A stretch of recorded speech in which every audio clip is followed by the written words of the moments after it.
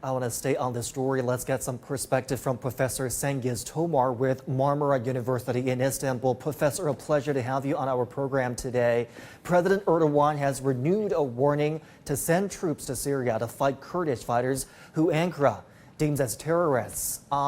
Did he leave the summit with what he wanted? Thank you very much for having me. Not exactly, actually, because at the trilateral summit, everyone agreed on the territorial integrity of Syria. It was declared that the fight against terrorist organizations, including the PKK, should be done in Syria. However, Iran and Russia are against a military action by Turkey because in Syria, everyone's interests are different in international relations. So each country's definition of terrorism and who is a foreign power in Syria respond differently. What you see as a terrorist can be a friend of another state in Syria. Russia and Iran do not actually see the PKK as a terrorist organization, and sometimes they cooperate with them from time to time. I think for this reason they oppose Turkey's military action to the US-backed PKK, but I'm definitely sure that Turkey will carry out a military operation at this stage, no matter what.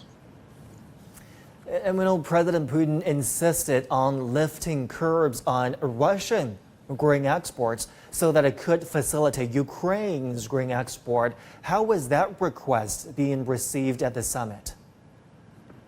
Actually, this is realistic because after the COVID-19 pandemic, the world economies are in crisis and prices and inflation are so high, especially after the Ukraine crisis.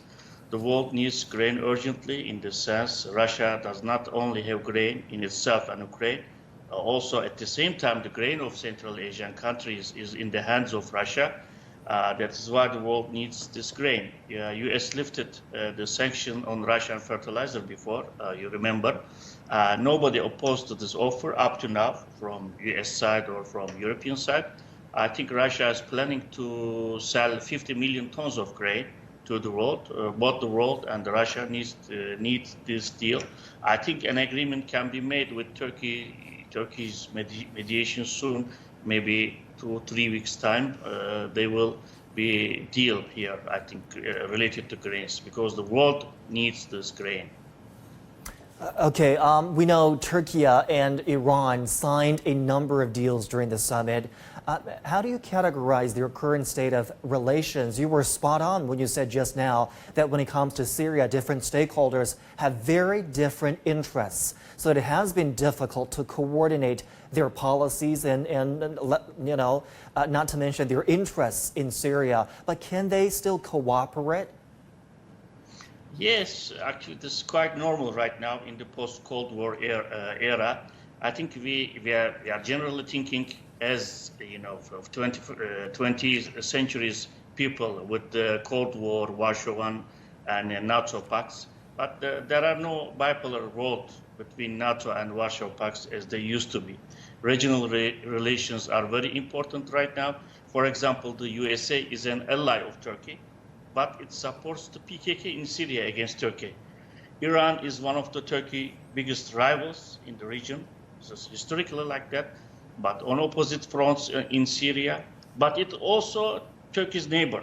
In the face of US sanctions, it has to trade with Turkey, to cooperate with Turkey, because they have energy resources and Turkish industry is so powerful and developed. I think both countries need, both of them. In Syria, we are opposite fronts with Russia as well, but we have tourism, trade, and military cooperation with Syria as well. The world has changed now. I think countries can compete and cooperate at the same time. For this now, this is very normal, I think. Professor Tomar, we appreciate your time and your perspectives. Thank you so much for joining us today.